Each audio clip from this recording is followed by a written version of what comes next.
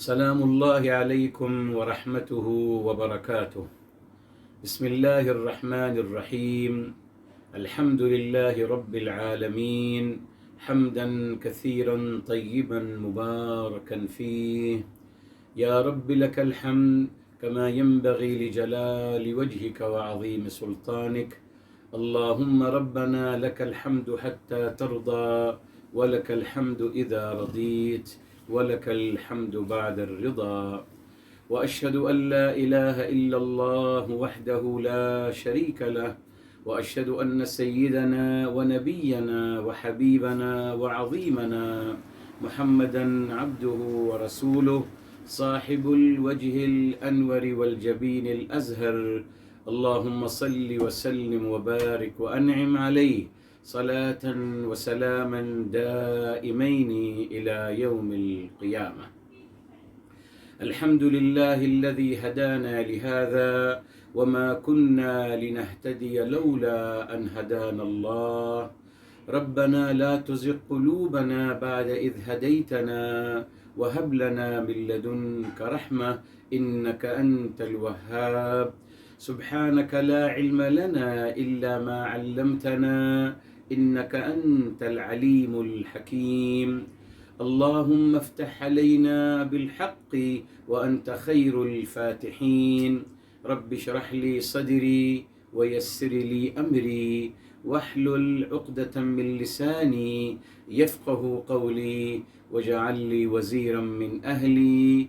آمين يا رب العالمين بجاه الرحمة للعالمين صلی اللہ علیہ وآلہ وسلم. محترم ناظرین و سامعین کرام، الحمدللہ ہم اپنا کورس جو ہے پوزیٹیو تھنکنگ کے حوالے سے کر رہے ہیں، اور آج ہمارے پروگرام نمبر 12 ہے میرے محترم جی، 12واں پروگرام الحمدللہ ہمارا اس پوزیٹیو تھنکنگ کے حوالے سے. الحمدللہ اللہ کی توفیق سے الحمدللہ یہ کوشش کی گئی کہ مختلف زاویے سے مثبت سوچ کو بیان کیا جائے. تو الحمدللہ ہم نے پہلے سوچ سے آغاز کیا میرے محترم، اور اسی پہ ہم گفتگو کرتے رہے الحمدللہ. پھر ہم نے عمل پہ الحمدللہ گفتگو کری کہ کامیاب عمل کی کیا شرائط ہونی چاہیے اور کامیاب عمل کے لیے کیا چیزیں مطلوب ہیں. اسی طریقے الحمدللہ ہم نے مزید سوچ کو کھولا، اور سوچ کی الحمدللہ جو منفی معاذ اللہ جو اس کے منفی اثرات ہیں ان کو بھی الحمدللہ آپ کے ساتھ شیئر کیا. جس طریقے سے الحمدللہ ہم نے فائنلی اقدام نمبر 9 میں آپ کو بتایا تھا میرے محترم کہ تمام منفی جذبات سے دور رہنا، کیونکہ وہ تمام جسمانی بیماریوں کا سبب ہیں. یہ ڈیٹیل الحمدللہ آپ کو اللہ کے توفیق سے بیان کیا گیا. اب میرے محترم الحمدللہ ہم پھر اب ذرا سوچ کی طرف آتے ہیں میرے محترم، اور ہمارے اقدام نمبر 10 جو ہے وہ کیا ہے؟ وہ ہے مضبوط ارادے کی جستجو کرنا. اور مضبوط ارادہ کیا ہے میرے محترم؟ مضبوط ارادہ میرے محترم وہ سوچ میں ہے نا جی، وہ سوچ کا مرحلہ ہے. اگر آپ کو یاد ہو تو الحمدللہ ہم نے پہلے الحمدللہ جو ہمارا اقدام تھا وہ کیا تھا؟ ہم نے بتایا تھا آپ کو میرے محترم کہ سوچ اور عمل، سوچ لیڈ کرتی ہے اور عمل جو ہے میرے محترم وہ فالو کرتا ہے. اور آپ کو بتایا تھا الحمدللہ کہ 4 مرحلے ہیں سوچ کے میرے محترم جی، سوچ نہیں ہے، صرف 4 مرحلے ہیں. اسی کو الحمدللہ تھوڑا سا ہم یہاں پھر مزید لیبریٹ کریں گے آپ کے لیے. الحمدللہ بتایا تھا آپ کو میرے محترم سوچ میں کیا ہوتا ہے میرے محترم، آپ نے ارادہ کیا میرے محترم جی، ارادے کے بعد پھر آپ پلاننگ کرتے ہیں میرے محترم، اور پلاننگ کے بعد میرے محترم پھر آپ عزیمت ڈیسیجن لیتے ہیں، اور ڈیسیجن کے بعد ایک اور مرحلہ ہے وہ ہے تصور. آپ امیجنیشن کرتے ہیں اس مکمل عمل کو، تصوراتی دنیا میں آپ اس عمل کو انجام دے دیتے ہیں، وہ بھی ماشاءاللہ مکمل پوزیٹیولی بغیر کسی رکاوٹ کے. آپ ضرور پڑھا کریں میرے محترم. یہ کتاب الحمدللہ جو آپ کو دی ہے، آپ پلیز اقدام نمبر 1 کو بار بار پڑھیے. وہ ہماری بیس ہے میرے محترم. اب ہم اسی سوچ کو ہم ایک اور پہلو آپ کے ساتھ انشاءاللہ تعالی شیئر کر رہے ہیں. کیوں؟ کل آپ کو بتایا الحمدللہ میرے محترم، بتایا آپ کو الحمدللہ آیت نمبر 151 سورہ بقرہ کی، اور الحمدللہ آیت نمبر 164 سورہ آل عمران کی، اور الحمدللہ آیت نمبر 129 سورہ بقرہ کی، اور پھر سورہ الجمعہ کی آیت نمبر 3. وہاں اللہ تعالی نے اس مبارک لفظ کو دہرایا ہے، اور وہ کیا ہے؟ یعلمہم الکتاب والحکمہ. حکمت کے بارے میں مفسرین نے بہت کچھ لکھا ہے میرے محترم جی، مگر اس کی جب میننگ کی طرف آتے ہیں تو وہ کیا کہتے ہیں؟ حکمت کا مطلب ہے وزڈم، حکمت کا مطلب ہے مناسب وقت میں مناسب بات کرنا. میں نے آپ کے لیے کیا وضاحت کری میرے محترم جی؟ Right decision in the right place with the right words and the right deeds. 4 چیزیں آپ کی صحیح ہونی چاہیے. صحیح فیصلہ، موقع محل بھی صحیح ہونا چاہیے جی، الفاظ صحیح ہونے چاہیے، عمل صحیح ہونا چاہیے. تو میرے محترم جو صحیح ہونا چاہیے کیا ہے میرے محترم؟ انسان کب صحیح کرتا ہے میرے محترم؟ جب اس کی سوچ صحیح ہوتی ہے جی. تو حکمت سے مراد قرآن میں میرے محترم کیا ہے؟ پوزیٹیو اپروچ جی، مثبت سوچ سکھاتے ہیں میرے حبیب، میرے آقا سرور کائنات فداہ ابی و امی صلی اللہ علیہ وآلہ وسلم. اس میں مزید وضاحت کریں گے انشاءاللہ آپ کے لیے اگلے انشاءاللہ تعالی اتوار میں. آیت نمبر 151 میں اس بات کو اور مزید کھولوں گا انشاءاللہ تعالی آپ کے لیے، اور قرآن سے ہی بہت ساری مثالیں آپ کے ساتھ شیئر کی جائیں گی. تو الحمدللہ اب یہاں آتے ہیں. یہاں کیا ہے میرے محترم جی؟ یہاں آج کے اقدام کیا ہے؟ مضبوط ارادے کی جستجو کرنا. سوچ میں آپ نے کیا کیا تھا جی؟ الحمدللہ شاید ابھی ہمارے ساتھ یہاں ریپیٹ ہوگا جی. پلیز انشاءاللہ کائنڈلی شروع کرتے ہیں. بسم اللہ بابا. بسم اللہ الرحمن الرحیم. اقدام نمبر 10، مضبوط ارادے کی جستجو کرنا. عناصر: نمبر 1، کامیابی پر اصرار کرنا ہی بنیادی محرک ہے. نمبر 2، کامیاب لوگوں کی مثالوں کو مد نظر رکھنا، خصوصاً اپنے شعبے میں. نمبر 3، اپنے اہداف بنانا اور ان کو حاصل کرنے کی جستجو کرنا. نمبر 4، مثبت سوچ بنانے کا عملی طریقہ، اپنی کمزوریوں کو تلاش کرنا اور ان کی اصلاح کرتے رہنا. جزاک اللہ. دیکھیں صاحب یہاں پیج نمبر 9 پہ آپ ذرا آ جائیے. پیج نمبر 9 میں یہ جو ہم نے جو عناصر لکھے تھے اس میں ہم نمبر 5 میں کیا لکھا تھا؟ سوچ کے مراتب ہیں. نمبر 1 خواہش، وش کرنا. اس کے بعد ہم نے لکھا تھا ارادہ، پلاننگ.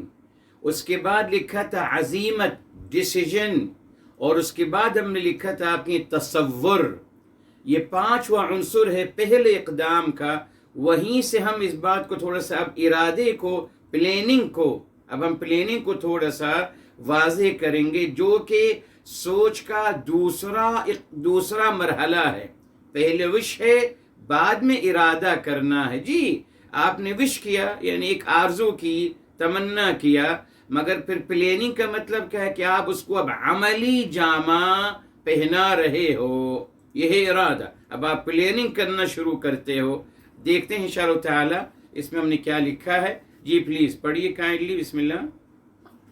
پہلا عنصر، کامیابی پر اصرار کرنا ہی بنیادی محرک ہے.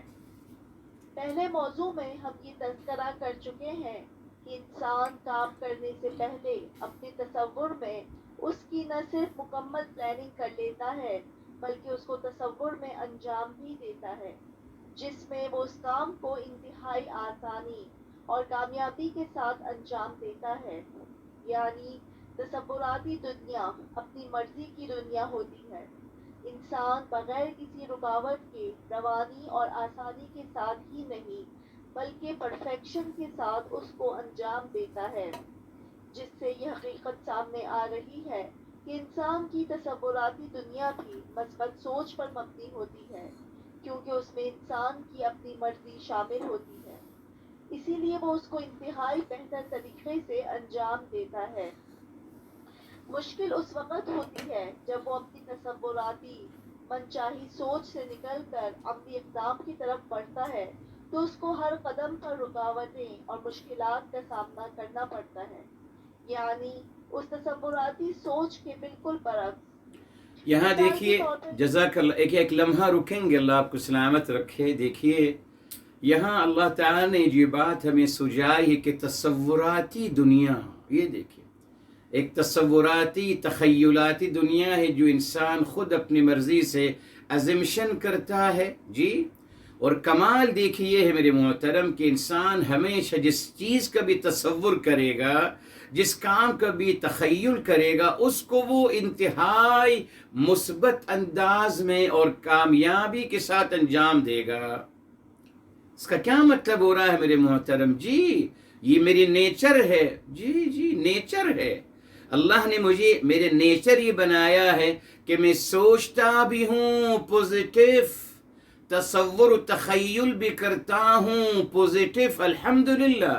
یہ میرے اکارڈنگ مائی باڈی میرے محترم، اللہ نے مجھے یوں بنایا ہے، الحمدللہ۔ اب آپ دیکھ لیجئے اللہ تعالیٰ نے کتنا کرم فرمایا، الحمدللہ میرے محترم۔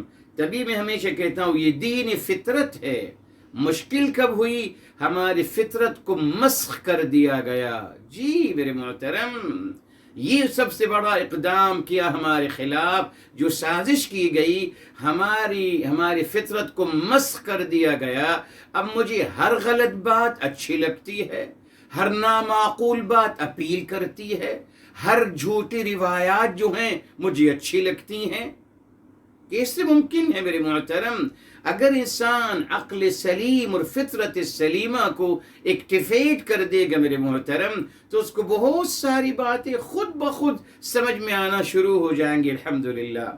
تو الحمدللہ یہ ایک اور بڑی دلیل ہے کہ اللہ نے ہمیں مثبت سوچ کے ساتھ پیدا فرمایا۔ اس کے سب سے بڑی دلیل ہر کوئی اندازہ لگا سکتا ہے۔ آپ جب بھی کسی کام کا تصور کرتے ہیں، آپ اس کو انتہائی مثبت طریقے سے سوچتے ہیں، جی۔ مثال کے طور پر ابھی ہم ایک مثال دی ہے، اس کے علاوہ بھی کوئی بھی مثال آپ دنیا میں دیکھ لیجئے۔ آپ سوچتے ہیں کہ صبح مجھے بازار جانا ہے، مجھے وہاں سے کچھ شاپنگ کرنی ہے۔ اب آپ تصوراتی دنیا میں آپ دیکھتے ہیں کہ آپ گئے ہیں اور تمام دکانیں کھلی ہوئی ہیں اور تمام دکاندار آپ کو ویلکم کہہ رہے ہیں اور آپ کو آپ کی مرضی کی چیز ملتی چلی جا رہی ہے، اور سستی بھی ملتی چلی جا رہی ہے، اچھی بھی ملتی چلی جا رہی ہے۔ گاڑی کی پارکنگ بھی آپ کو آرام سے مل گئی، ہر چیز بہتر ہوتی چلی گئی۔ آپ بالکل اسموتھلی گئے ہیں اور اسموتھلی خوشی خوشی گھر بھی واپس آ گئے۔ تصوراتی دنیا میں آپ یہ سفر کر چکے، یہ عمل کر چکے میرے محترم، ہاں۔ مگر جب آپ پریکٹیکلی جب آپ نکلتے ہیں گاڑی لے کر گھر سے، تو پتہ چلا گاڑی ہی نہیں سٹارٹ ہو رہی ہے صاحب، اس کا سوئچ خراب ہو گیا ہے، بیٹری اس کی ڈیڈ ہو گئی ہے، تو پہلے قدم پہ رکاوٹ آ گئی۔ دیکھا آپ نے؟ تو ایک تصوراتی دنیا ہے اور ایک حقیقت کی دنیا ہے میرے محترم۔ یہ الگ بحث سے میں نہیں جانا چاہتا میرے محترم اس طرف، اس نے کہ یہاں سے بھی لوگ بہت گمراہ ہو گئے ہیں، اللہ معاف فرمائے۔ تو بس یہ بات آپ کو سمجھانی، یہ زاویہ آپ کو سمجھانا ہے، الحمدللہ۔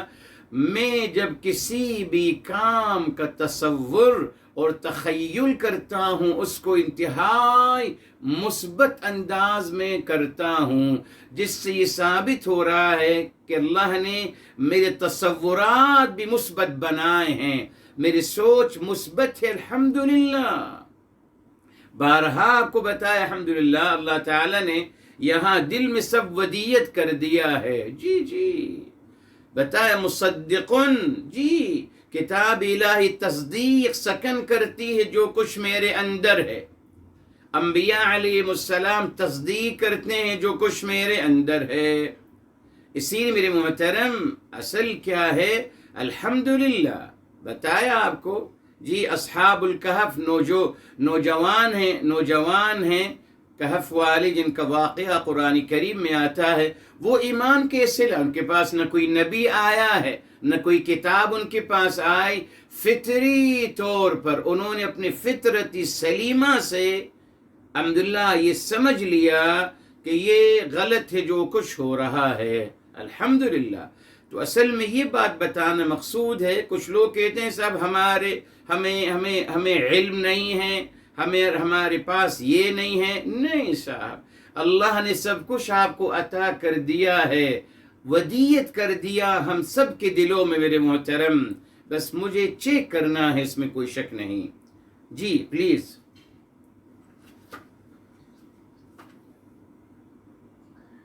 مثال کے طور پر انسان اپنے بچوں کے ساتھ پکنک کا پروگرام بناتا ہے جس کو اس نے تصوراتی دنیا میں انتہائی بہترین طریقے سے انجام دیا ہوتا ہے، مگر عملی اقدام لیتے وقت ایسا ممکن ہے کہ گاڑی سٹارٹ نہ ہو، اس کو صحیح کرنے میں کافی وقت لگ جائے. کسی بچے کی طبیعت خراب ہو سکتی ہے جس کے علاج میں وقت لگ سکتا ہے، لہذا صبح 6 بجے کے بجائے 10 بجے نکلتے ہیں. سوچا تھا کہ روڈ خالی ہوگا مگر کسی حادثے کی وجہ سے بے انتہا رش ملتا ہے. سوچا تھا کہ موسم خوشگوار ہوگا مگر دوپہر کو موسم گرم ہو جاتا ہے. سوچا تھا کہ بآسانی ہٹ مل جائے گا مگر اس میں بھی مشکلات آ سکتی ہیں. سوچا تھا کہ ریتیلی ساحل پر جگہ ملے گی مگر پتھریلا ساحل ملتا ہے. الغرض تصوراتی پکنک اور حقیقی پکنک میں زمین و آسمان کا فرق پایا جاتا ہے. یہ زندگی کی بہت بڑی حقیقت ہے جس سے ہمیں بار بار واسطہ پڑتا ہے. ہر کام کرنے سے پہلے اس کو انسان تصوراتی دنیا میں بآسانی انجام دے دیتا ہے مگر عملی میدان میں بے انتہا رکاوٹیں آتی ہیں. اس صورتحال سے نپٹنے کے لیے منفی سوچ یہ ہے کہ دل برداشتہ ہو کر اس کو نہ کرنے کا ارادہ کیا جائے، جبکہ مثبت سوچ یہ ہے کہ ہر رکاوٹ کو بآسانی جسٹیفائی کرتے ہوئے کامیابی پر اصرار کرتے رہنا.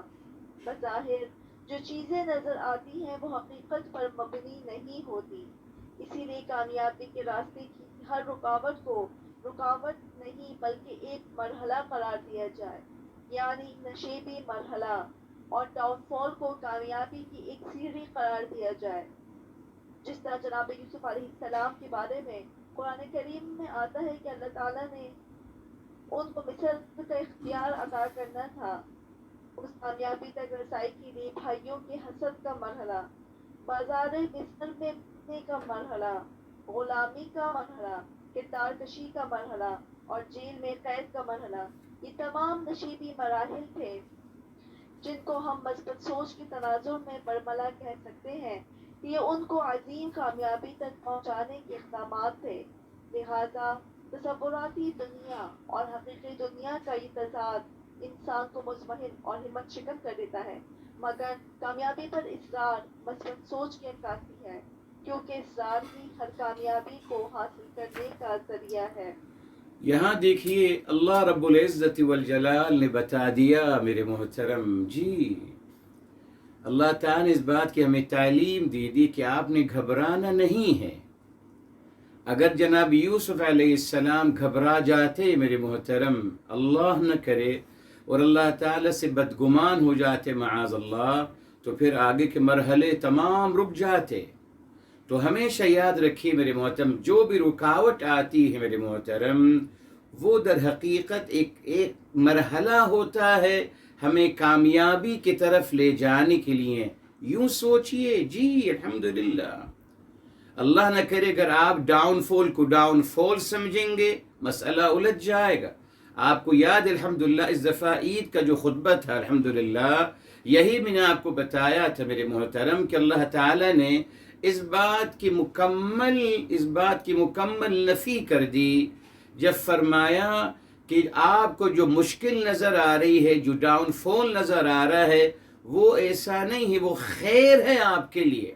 جب فرمایا وَعَسَىٰ أَن تَكْرَهُوا شَيْئًا وَهُوَ خَيْرٌ لَكُمْ، فرمایا آپ شاید کسی چیز کو ناپسند کر رہے ہیں اپنے لیے، آپ کے صاحب یہ نشیبی مرحلہ ہے، یہ ڈاؤن فال ہے، یہ ذرا مشکل وقت ہے، اللہ تعالیٰ فرما رہے ایسا نہیں ہے، وہ خیر ہے آپ کے لیے، خیر ہی خیر ہے، سبحان اللہ۔ یہاں تک اکتفا نہیں کے لیے میرے محترم، بلکہ سورہ النساء میں فرما دیا گیا، یہ آیت نمبر وَعَسَىٰ أَن تَكْرَهُوا شَيْئًا وَيَجْعَلَ اللَّهُ فِيهِ خَيْرًا كَثِيرًا، اللہ اکبر۔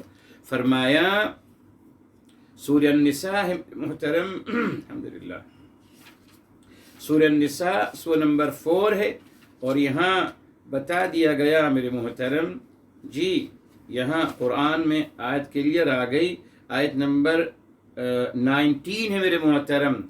فرمایا پہلی بات یہ بات وضاحت کر دی کہ کوئی بھی نشیبی مرحلہ تکلیف دہ مرحلہ نہیں ہے، وہ خیر ہے آپ کے لیے، اس کی وضاحت کر دی سورہ بقرہ کے حوالے سے، وَعَسَىٰ أَن تَكْرَهُوا شَيْئًا وَهُوَ خَيْرٌ لَكُمْ۔ النساء 4 کی 19 میں کیا فرمایا گیا ہے؟ وَعَسَىٰ أَن تَكْرَهُوا شَيْئًا وَيَجْعَلَ اللَّهُ فِيهِ خَيْرًا كَثِيرًا، فرمایا آپ شاید آپ جس چیز کو ناپسند فرما رہے ہیں اپنے لیے، جس کو آپ نشیبی مرحلہ یا آزمائش یا تکلیف کا مرحلہ قرار دے رہے ہو، وہ در حقیقت خیر کثیر آنے کا ذریعہ ہے آپ کے لیے، جی خیر کثیر کے حصول کا ذریعہ ہے آپ کے لیے، اللہ اکبر۔ دیکھ کس طریقے سے ہمیں ہماری کونسلنگ کی جا رہی ہے میرے محترم، قربان جائیے جی، اب کیا باقی رہا اس کے بعد؟ کچھ بھی نہیں۔ قرآن نے بتا دیا کہ آپ کوئی تکلیف کو، کوئی نشیبی مرحلے کو، کوئی ڈاؤن فال کو آپ برا مت سمجھیے اپنے لیے، وہ آپ کے لیے خیر ہی نہیں بلکہ خیر کثیر آنے کا ذریعہ ہے، اللہ اکبر۔ اس سے بہتر میرے محترم کوئی کونسلنگ ہو سکتی ہے؟ کس حد تک ہمیں پوزیٹیو میرے محترم انرجی دی جا رہی ہے، کیوں؟ اللہ تعالیٰ کے علم میں تھا جہاں انسان نگیٹو ہوا میرے محترم، پھر میرے محترم اس سے ہر چیز کا امکان، ہر چیز کی پوسیبلٹی ہوتی چلی جائے گی، وہ اپنی ہلاکت کا سبب بنے گا اور ارد گرد کے لوگوں کو تمام کو ہلاک کرتا چلا جائے گا۔ منفی انسان بغض اور کینہ اور حسد سے بھرپور ہوتا چلا جائے گا، لوگوں کو برا بھلا کہے گا، لوگوں پر تہمتیں لگائے گا، لوگوں کی غیبت کرے گا، لوگوں کو اعوذ باللہ قتل و غارت گری اور فساد فی الارض کی جستجو اور ہمیشہ کوششیں کرتا رہے گا، نیگیٹو انسان۔ اس نے میرے محترم آغاز وہیں سے ہوگا نا، روک دیا گیا کہ نہیں صاحب آپ اس سمجھ سوچیے، ٹھیک ہے صاحب گاڑی خراب ہو گئی، صحیح ہو سکتی ہے، کوئی بات نہیں، کوئی حرج نہیں، ہم دیر میں نکلے کوئی حرج نہیں، بہتر ہو جائے گا انشاءاللہ تعالی، جہاں جو جگہ ملے گی ہم اس کو بہترین طریقے سے انجوائے کریں گے الحمدللہ، جی کوئی بات نہیں، کھانا ٹھنڈا ہو گیا تلاش کریں گے کوئی ذریعہ گرم کرنے، وہاں سے گرم کروا لیں گے، جی سولوشن تلاش کرنا چاہیے میرے محترم، یہی قرآن کی تعلیم ہے، یاد رکھیے اللہ رب العزت والجلال نے سولوشن دیا ہے، جی سولوشن دیا ہے، یہ اللہ تعالیٰ نے کبھی بھی میرے محترم جی کبھی بھی اللہ تعالیٰ نے مشکلات کا تذکرہ نہیں فرمایا،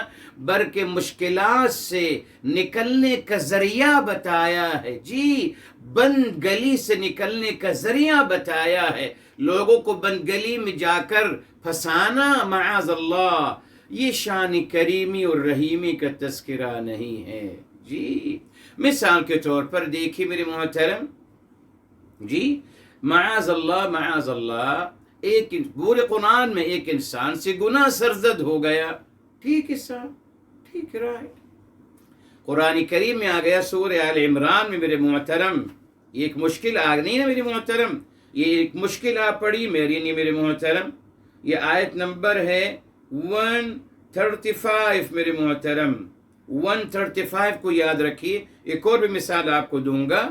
والذین اذا فعلوا فاحشۃ، یہ متقیوں کی صفات بیان کی جا رہی ہیں.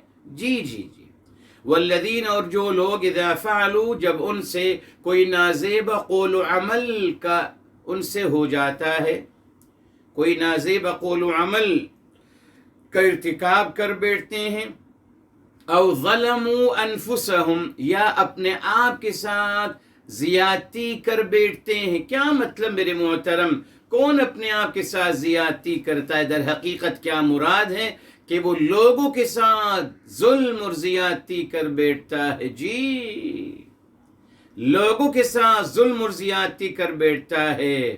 ٹھیک ہے صاحب. اب یہ مشکل آپ پڑھی نا میرے محترم، ایک مشکل ہے. میں کیسے بچوں میرے محترم؟ نازیبہ قول و عمل کا ارتکاب ہو گیا مجھ سے، میں زیادتی کر بیٹھا کسی کے ساتھ. اب کیا کروں؟ مشکل ہے، پھنس گیا ہوں، بند دروازہ ہے. فرمایا کہ نہیں صاحب آئیے. اللہ اکبر. فرمایا آئیے، ہم آپ کو سلوشن دیتے ہیں، ہم آپ کو راستہ نجات کا ذریعہ بتاتے ہیں.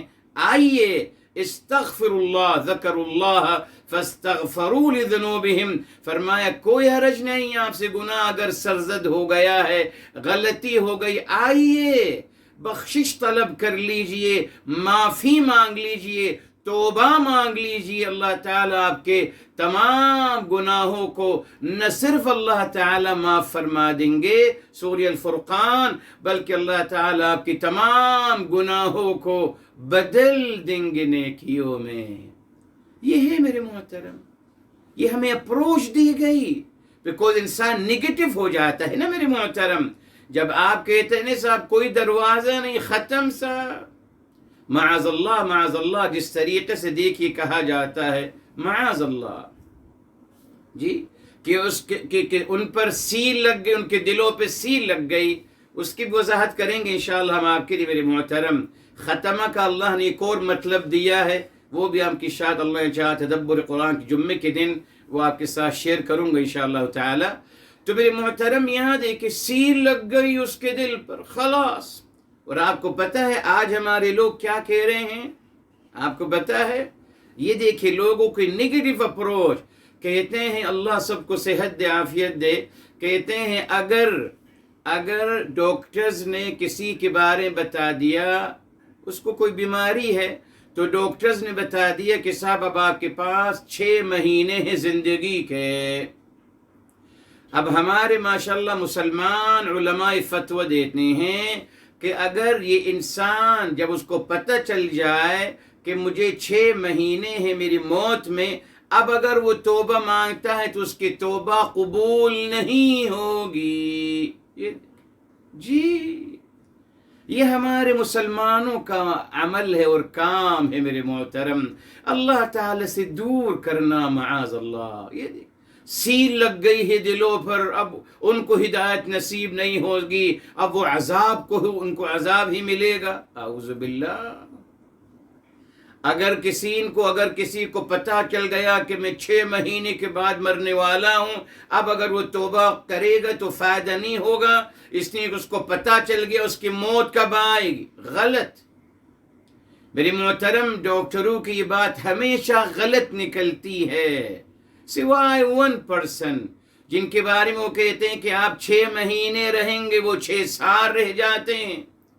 اور جن کے بارے میں کہتے ہیں کہ آپ 6 مہینے رہیں گے، وہ 2 دن میں ہی چلے جاتے ہیں دنیا سے. مگر میرے اس طریقے سے لوگوں کو نا امید کرنا، یعنی پہلے بیچارہ وہ مسلمان اس بیماری کی وجہ سے ڈسٹرب ہے کہ بیماری لاحق ہو گئی، اب اور ڈسٹرب ہو گیا کہ اس کو موت بھی آنے والی ہے، مزید ڈسٹربن. اور ہمارے مسلمان، اللہ اکبر، ہمارے مسلمان اور اس پہ کہتے ہیں کہ نہیں صاحب اب آپ مریں گے تو کافر ہی مریں گے، اب آپ کی توبہ قبول نہیں ہوتی. کیا ہو گیا ہے میرے محترم؟ اور ہمارے لوگوں کو اچھا لگتا ہے. کمال تو یہ ہے نا میرے محترم، جی فطرت مسخ ہو گئی نا میرے محترم. اب ہمیں یہ بات بہت اچھی لگتی ہے، ہمیں خوشی ہوتی ہے کہ اچھا ہے کافر مرے گا دوزخ میں جائے گا، جلے گا. ہمیں خوشی ہوتی ہے نا. میرے محترم، میں نے آپ کو بتایا، یقین مانیے مسلمان فن کس بات پہ جمع کرتے ہیں، یہ کہہ کر کہ ہم نے اتنے لوگوں کو جہنم رسید کیا ہے. یقین مانیے جتنا زیادہ آپ لوگوں کو جہنم رسید کریں گے اتنے زیادہ آپ کو فن ملے گا. اس پہ فن نہیں ملے گا اگر آپ کہیں گے کہ ہم نے اتنے لوگوں کو جنت کا راستہ دکھایا ہے.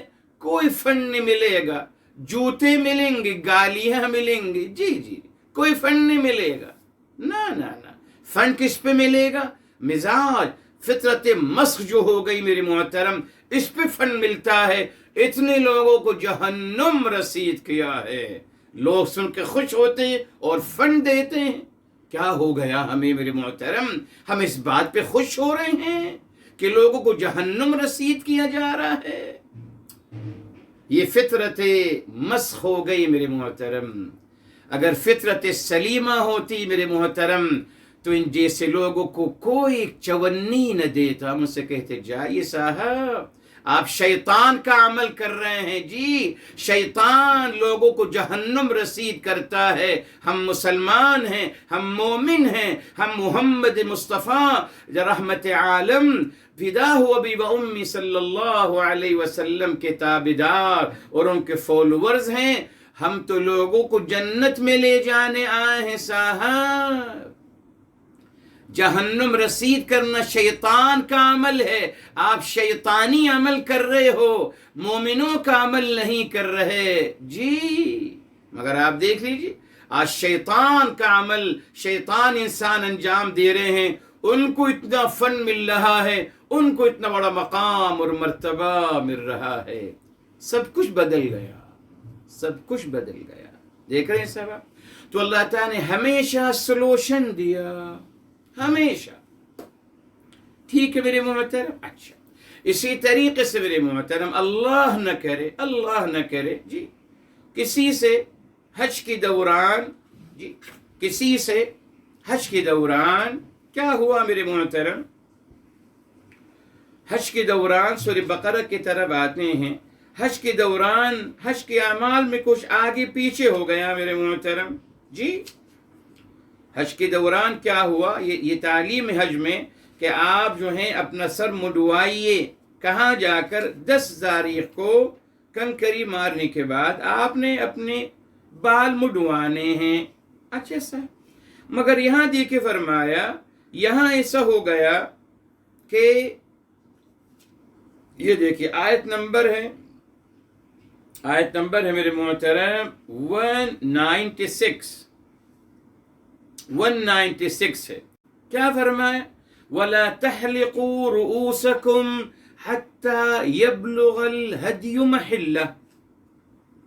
اور آپ اپنے بال مت مڈوائیے یہاں تک کہ قربانی اپنی جگہ پہنچ جائے. یعنی 10 تاریخ کو اس کی پریکٹیکل طریقہ میرے حبیب میرے آقا جی قرآن کا پریکٹیکل ورژن میرے حبیب میرے آقا صلی اللہ علیہ وسلم کیا ہے؟ قرآن کا پریکٹیکل ورژن. تو آپ نے بتا دیا کہ صاحب 10 تاریخ کو ہوگا کنکری مارنے کے بعد اپنے بال آپ جی اور قربانی کرنے کے بعد کنکری مارنے کے بعد قربانی کرنے کے بعد اب آپ اپنے سر مڈوائیں گے.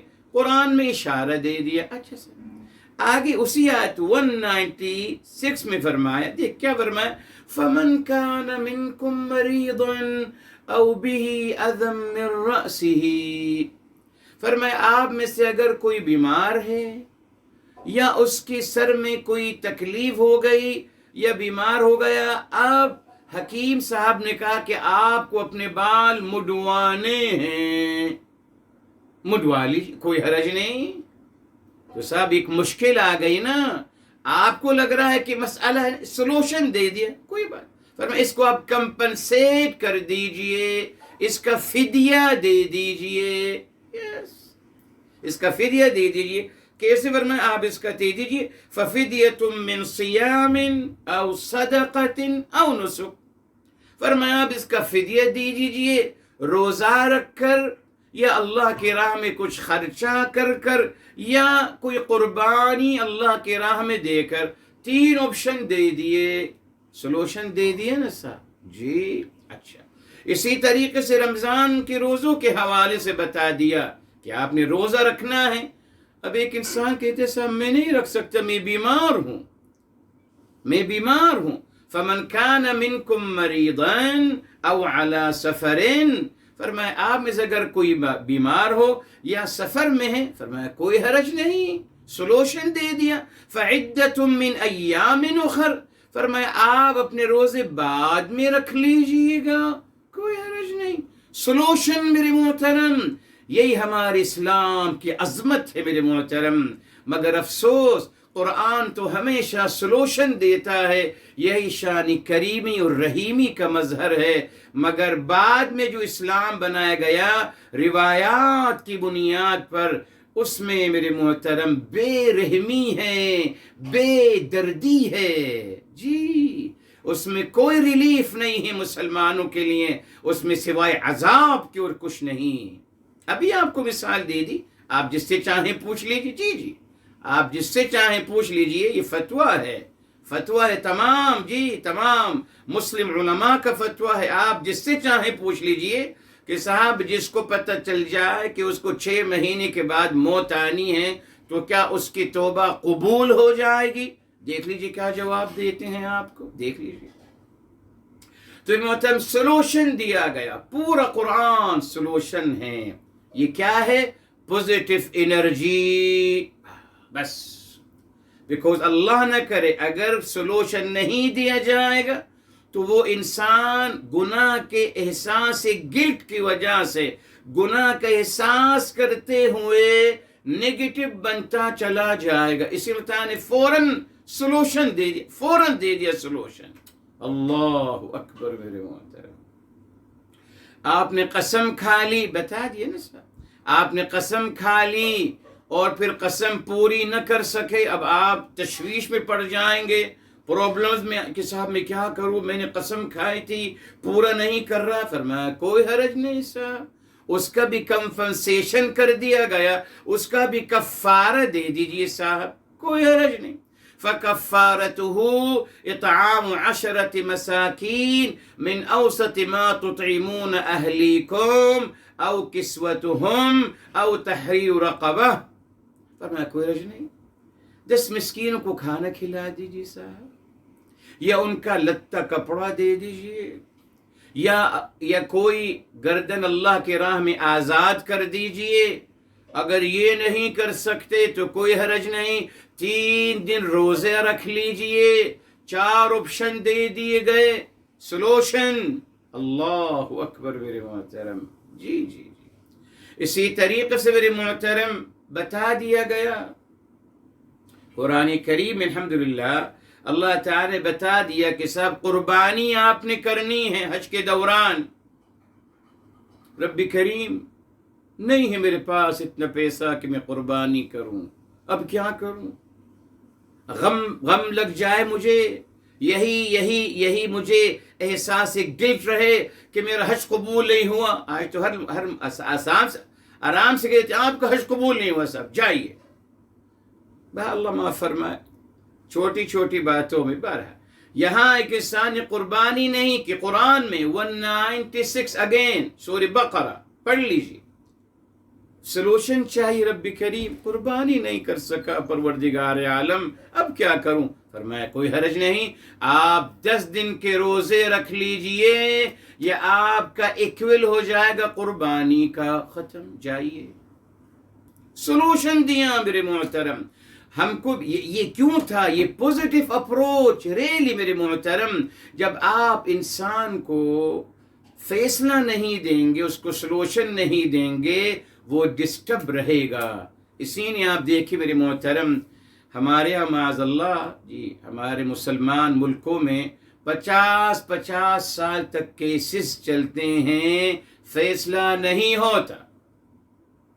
50 سال کی زندگی، کرب کی زندگی گزرتی ہے، ماں باپ کی پھر اولاد کی، آپ کے سامنے ہے.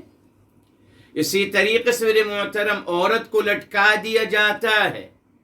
اور تمام فقہ جو ہے مسلمانوں کا بنایا ہوا فقہ وہ کہتا ہے جی ہاں لٹکا سکتے ہیں شوہر صاحب اپنے گھر والے کو لٹکائے رکھیں 10 سال 20 سال نہ ان کو رکھیں نہ ان کو طلاق دیں. ایسا نہیں ہے میرے محترم. نہ قرآن کریم نے بتا دیا کہ لٹکا نہیں سکتے میرے محترم. 4 مہینے میں فیصلہ کرنا ہوگا رکھنا ہے یا چھوڑنا ہے. بس قرآن نے فیصلہ کر دیا.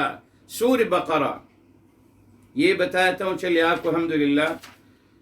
سورہ بقرہ میرے محترم جی یہ دیکھیے آیت نمبر ہے 1 نہیں یہ ہے 226 ہے میرے محترم. جی 226 ہے جی 226 ہے میرے محترم. پڑھ لیجیے اس آیت کو میرے محترم. فرمایا للذین یؤلون من نسائہم وہ لوگ جو اپنے گھر والیوں کے بارے میں فیصلہ کرتے ہیں یؤلون دور رہنے کا ان سے.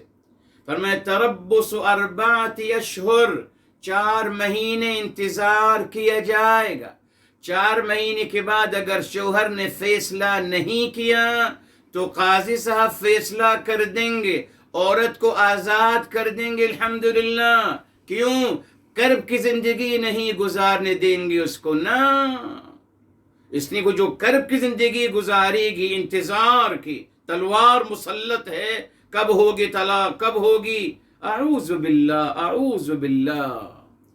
کیا انسانوں نے بنا لیا میرے محترم. کہتے ہیں دین نے اجازت دی قرآن نے اجازت نہیں دی ہے میرے محترم. قرآن نے صرف 4 مہینے کی مہلت دی.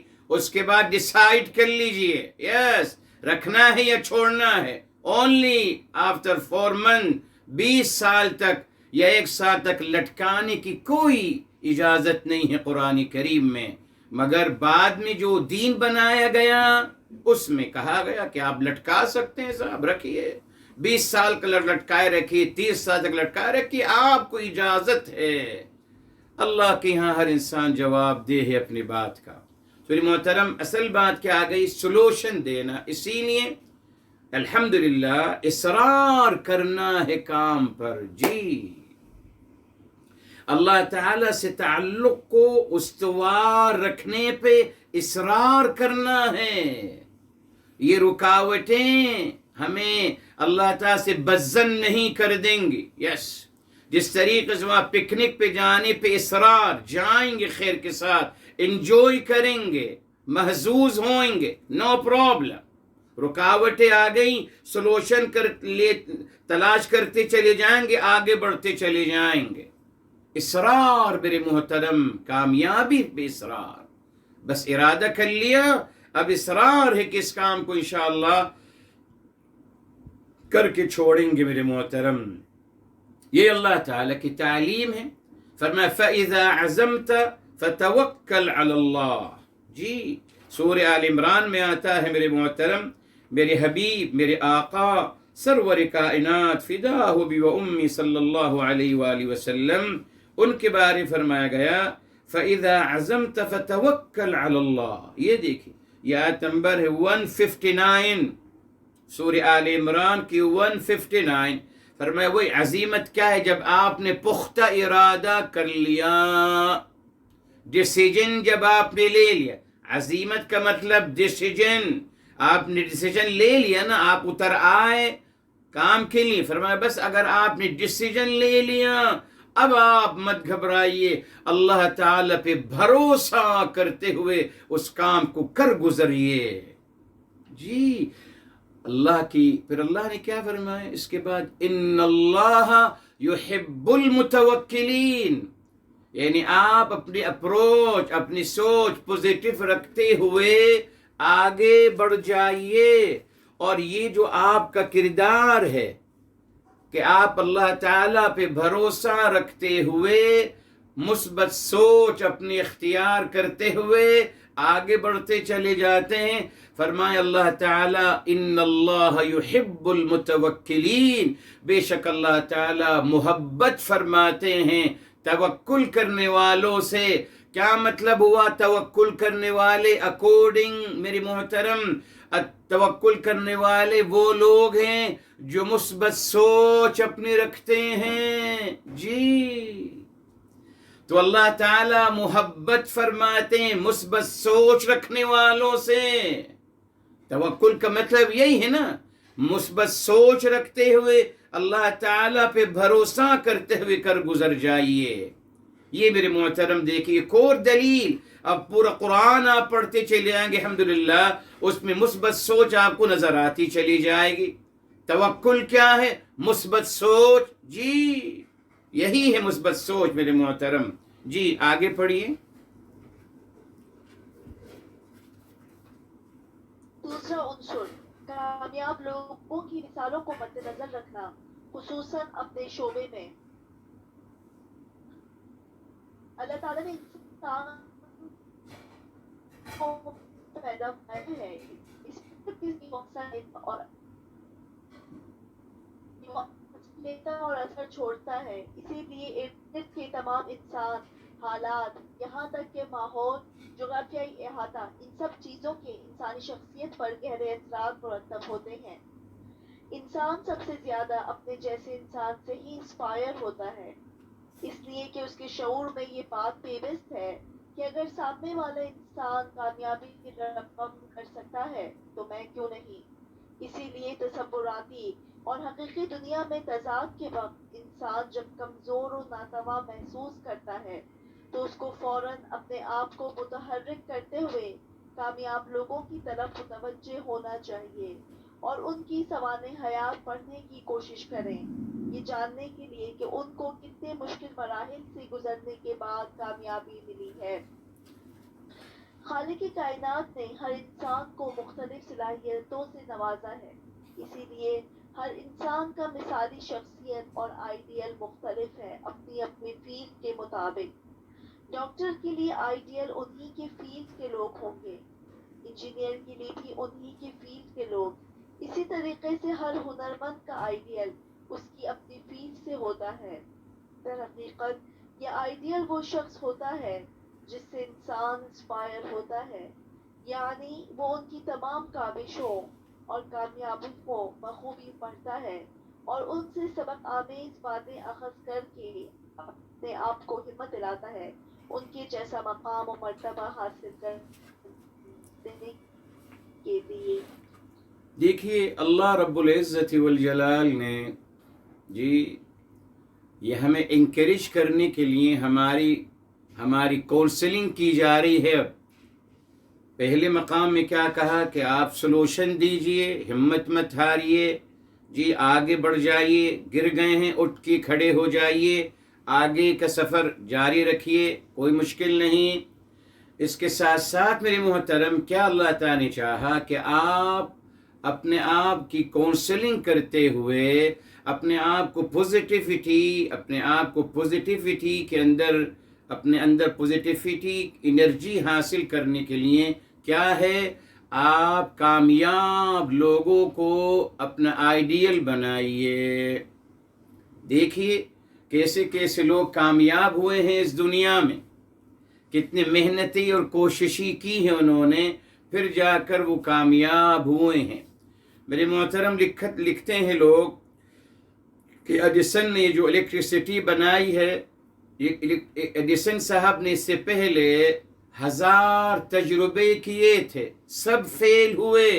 1000 तजुर्बे के बाद अल्लाह ताला ने अल्हम्दुलिल्लाह उनसे ये अजीम तजुर्बा कामयाब करा दिया, जिससे उन्होंने पूरी दुनिया को जी रोशन कर दिया। और पूरी दुनिया की मेरे मोहतरम नॉलेज और पूरी दुनिया की जो आज अल्हम्दुलिल्लाह आपको टेक्नोलॉजी नज़र आ रही है, वो मरहून मिल्लत है एडिसन साहब की। इसी तरीके से और बहुत सारे लोग मेरे मोहतरम जी, और अपने अपने फील्ड में आप देखिए, आपकी जो फील्ड है, यकीनन हर इंसान का कोई ना कोई आइडियल होता है मेरे मोहतरम। जी जी, हर इंसान का कोई ना कोई आइडियल होता है, वो उसको आइडियल बनाता है, उसकी सवानी हयात, उसके लाइफ पढ़ता है, क्या किस तरीके से स्ट्रगल की गई। और अक्सर बड़े लोग अपनी ज़िंदगी के बारे में से ही लिखते हैं, बाकायदा अपने डायरीज जब लिखते हैं तो लिखते हैं कि उन्होंने کہاں سے آغاز کیا، کس طریقے سے آغاز کیا، کیسی جدوجہد کری، اور تب جا کر وہ اس مقام تک پہنچے میرے محترم۔ ان دنیا کی مثالیں بالکل صحیح ہیں، ضرور پڑھنی چاہیے میرے محترم، مگر میرے اور آپ کی نہیں، الحمدللہ میں نے آپ سے کہا تھا نا، یہ مکمل پوزیٹیو اپروچ قرآن کریم سے اخذ کی گئی ہے میرے محترم جی، قرآن کریم سے۔ اب آئیے میرے محترم، آئیے دیکھتے ہیں کہ اللہ رب العزت والجلال نے کیا فرمایا۔ آئیے سورہ الاحزاب کی طرف آتے ہیں۔ سورہ الاحزاب ہے، سو نمبر ہے 33 میرے محترم، اور آیت نمبر دیکھ لیتے ہیں۔ یہاں فرمایا گیا لَقَدْ كَانَ لَكُمْ فِي رَسُولِ اللَّهِ أُسْوَةٌ حَسَنَةٌ لِمَنْ كَانَ يَرْجُو اللَّهَ وَالْيَوْمَ الْآخِرَ۔ یہ آیت نمبر 21 ہے میرے محترم۔ لَقَدْ كَانَ لَكُمْ فِي رَسُولِ اللَّهِ 33 کی 21، لقد البتہ تحقیق کان لکم ہیں آپ کے لیے، رسول اللہ صلی اللہ علیہ وآلہ وسلم آپ کے لیے اسوہ حسنہ ہیں، مثال اعظم، آئیڈیل شخصیت، جہاں میرے محترم اور بے شمار مقامات میں کیا آیا، اطیعوا اللہ و اطیعوا الرسول، اطاعت کا مطالبہ ہے آپ کے لیے، ایمان کا مطالبہ ہے آپ کے لیے جی، اتباع کا مطالبہ ہے آپ کے لیے، محبت کا مطالبہ ہے آپ کے لیے، بے شمار مطالبے میرے محترم جی، مگر ان سب کے باوجود اللہ تعالیٰ نے ایک اور لفظ استعمال کیا، اسوہ حسنہ، نمونہ حسنہ، عظیم مثال، آئیڈیل شخصیت، رول ماڈل آپ کے لیے کون ہیں؟ رسول اعظم میرے حبیب فداہ ابی و امی صلی اللہ علیہ وآلہ وسلم جی۔ آپ کو میرے محترم، ہم مسلمانوں سے کہا گیا کہ آپ نے ان کی ہی پیروی کرنی ہے، ان پہ ہی ایمان لانا ہے، ان کی ہی تابعداری کرنی ہے، ان کی ہی تعلیمات کو فالو کرنا ہے جی، اور انہی کو ہی اپنا آئیڈیل بنانا ہے جی۔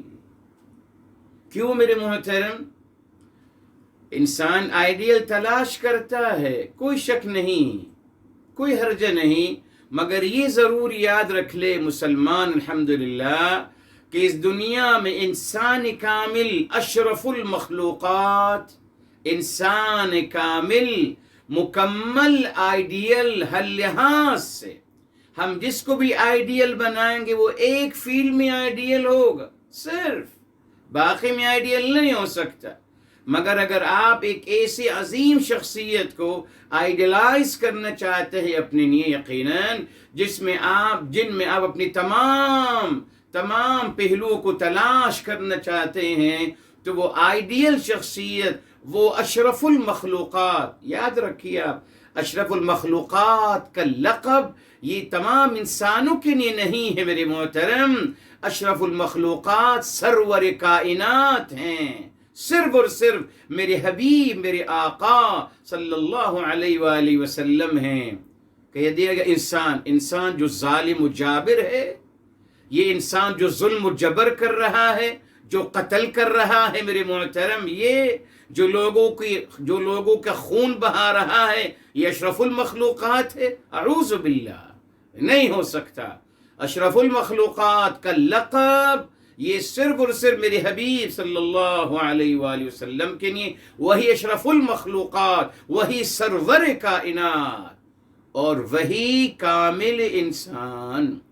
تو آپ صلی اللہ علیہ وسلم ہر لحاظ سے آئیڈیل ہیں میرے محترم، مگر وہی بات میرے محترم میں ہمیشہ کہتا ہوں، دیکھیے کسی کے بھی سوانح حیات جب لکھی جاتی ہے، کسی کے بھی جی، کسی بھی کی سوانح حیات جب لکھی جاتی ہے تو ایک ضابطہ مقرر کیا گیا ہے جی۔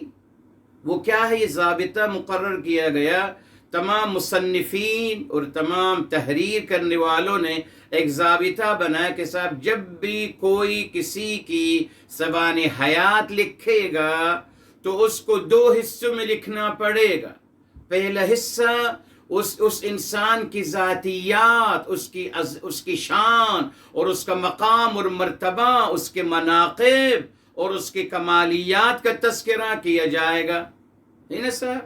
اور دوسرا پھر اس کے اعمال، اس کے کارنامے اور اس کی اچیومنٹ کا تذکرہ کیا جائے گا. یہی نا صاحب، یہی پیمانہ ہے میرے محترم کسی بھی سوانح حیات لکھنے کے لیے کسی کے بھی. مگر کیوں میرے محترم یہ پیمانہ سیرت مبارکہ کے بارے میں جب آئی بات، جب میرے حبیب، میرے آقا، اشرف المخلوقات، سرور کائنات، فداہ ابی و امی صلی اللہ علیہ وآلہ وسلم کی جب سیرت مبارکہ، جب آپ کی سوانح حیات لکھنے کی باری آئی تو اس پیمانے کی پاسداری نہیں کی گئی، نہ اس کے خلاف ورزی کی گئی. دیکھ لیجیے آپ کوئی بھی سیرت مبارکہ اٹھا کے دیکھ لیجیے میرے محترم، اور ان کے علاوہ سب کی دیکھ لیجیے، سبوں نے ماشاءاللہ جب اپنے پسندیدہ شخصیتوں کی جب انہوں نے ماشاءاللہ سوانح حیات لکھی تو ماشاءاللہ کتاب کا آدھے سے زیادہ حصہ ان کی عظمت اور ان کے مقام اور مرتبے اور ان کے مناقب پہ بیان کیا گیا. تو ہم یہ پوچھتے ہیں کہ صاحب جب آپ نے سیرت مبارکہ لکھنی شروع کری کہاں تو آپ نے کیوں نہیں تذکرہ کیا عظمت مصطفیٰ، شان مصطفیٰ، مقام مصطفیٰ، مناقب مصطفیٰ، کمالات مصطفیٰ؟ کیوں نہیں تذکرہ کیا ان کا؟ کرنا چاہیے تھا نا صاحب، اصولی بات ہے نا صاحب، اصولی بات. کیوں نہیں کیا میرے محترم؟ نہیں کیا.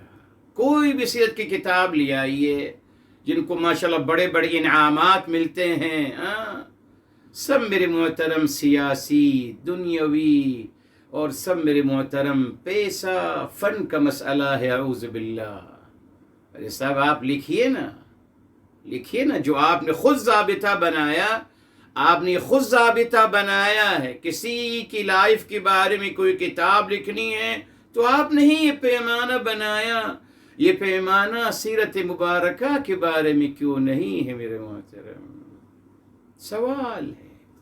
اسی نے ریلی میرے محترم اب اگر یہ کہا جاتا ہے تو آپ کہتے ہیں کہ آپ اسوہ حسنہ ہیں، آپ آئیڈیل ہیں، عظیم شخصیت ہیں، رول ماڈل ہیں. تو ہمارے بچے پوچھتے ہیں کہاں؟ ہمیں تو نہیں پتہ آپ کیسے تھے، ہمیں نہیں پتہ. آپ فادر تھے تو کیسے، ہمیں نہیں پتہ. میں ایک اچھا شوہر بننا چاہتا ہوں تو آپ اچھے شوہر تھے تو کیسے، وہ بھی نہیں پتہ ہمیں. آپ ایک اچھے بھائی تھے تو کیسے، اچھی اولاد تھے تو کیا حیثیت تھے آپ کی. یہ تمام مبارک حیثیات کا تذکرہ نہیں ہے میرے محترم. بہرحال آپ کے یہ استاذ کوشش کر رہے ہیں الحمدللہ، اس کتاب لکھ رہی الحمدللہ. آپ شروع کر دیا، آپ کے دعاؤں سے الحمدللہ لکھ رہا ہوں. اللہ تعالیٰ بہت کچھ الحمدللہ عطا فرما رہے ہیں انشاءاللہ. اللہ نے چاہے اس کو لکھنا شروع کر دیا ہے تو کوشش کریں گے میرے محترم کہ سیرت مبارکہ کی ایک ایسی کتاب انشاءاللہ معرض منظر وجود میں آئے جس کو پڑھنے کے بعد مسلمانوں کو پتہ چلے کہ ہمارے نبی کون تھے. اگر آپ کو آئیڈیل قرار دیا گیا تو آپ کی شخصیت کے کون سے عظیم حیثیتیں ہیں اور کون سے عظیم پہلو ہیں میرے محترم. اسی لیے ہمارے لیے ریلی آج ہمارے مسلمان اوروں کو اسی لیے چھپایا گیا. میرے حبیب، میرے آقا صلی اللہ علیہ وآلہ وسلم کے مقام اور مرتبے کو اس لیے چھپایا گیا، اس نے اور لوگوں کا مقام بلند کرنا تھا. آج ہر کوئی کہتا ہے کہ میرے شیخ نے یوں کیا، میرے شیخ نے یوں فرمایا، میرے شیخ نے یوں کہا، میرے شیخ نے یوں تعلیم دی، میرے شیخ یوں کہا کرتے تھے۔ کوئی نہیں کہتا کہ میرے نبی امام الانبیاء محمد مصطفیٰ صلی اللہ علیہ وسلم نے یوں فرمایا، آپ یوں کہا، آپ یوں فرمایا کرتے تھے، آپ یوں کیا کرتے تھے، آپ یہ کہا کرتے تھے۔ نہیں نہیں نہیں، ہمارے اسلامی تعلیمات کے اس کا وجود ختم ہو گیا۔ اب ہر کوئی اپنے شیخ کا تذکرہ کرتا ہے، حالانکہ ہونا یہ چاہیے تھا میرے محترم، جب بھی کوئی بات کریں قرآن کریم کی آیت کو کوٹ کریں پہلے کہ اللہ تعالیٰ نے فرمایا ہے جی، اس کے بعد میرے حبیب میرے آقا صلی اللہ علیہ وسلم کا یہ فرمان ہے، بس اور یہاں رک جائیں، ہمیں اور بتانے کی ضرورت نہیں ہے میرے محترم۔ مگر میرے حبیب میرے آقا صلی اللہ علیہ وسلم کی شخصیت کو پیچھے رکھا گیا تاکہ اور لوگوں کو بڑا مقام اور مرتبہ دیا جائے۔ آپ کے سامنے ہے میرے محترم، آپ سب کے سامنے ہیں کن کی تعظیم کی جاتی ہے، کن کو بڑا مانا جاتا ہے جی، اور کن کو بڑے بڑے القابوں سے نوازا جاتا ہے، وہ القاب جو میرے حبیب کو نہیں دیے گئے۔ جی کمال دیکھیے، وہ القاب جو میرے حبیب صلی اللہ علیہ وسلم کو نہیں دی جاتے، وہ ان کے بعد میں آنے والے لوگوں کو ان کو بڑے بڑے مقام اور مرتبے دی جاتے ہیں۔ کیوں؟ اس لیے کہ ہمارے سامنے کوئی ایسی کتاب نہیں ہے، ہمارے پاس کوئی ایسی کتاب نہیں ہے جس سے ہم اسوہ حسنہ صلی اللہ علیہ وآلہ وسلم کو پڑھ سکیں۔ جی تو ان کو ہم نے اپنا آئیڈیل بنانا ہے اور ان کو ہم نے فالو کرنا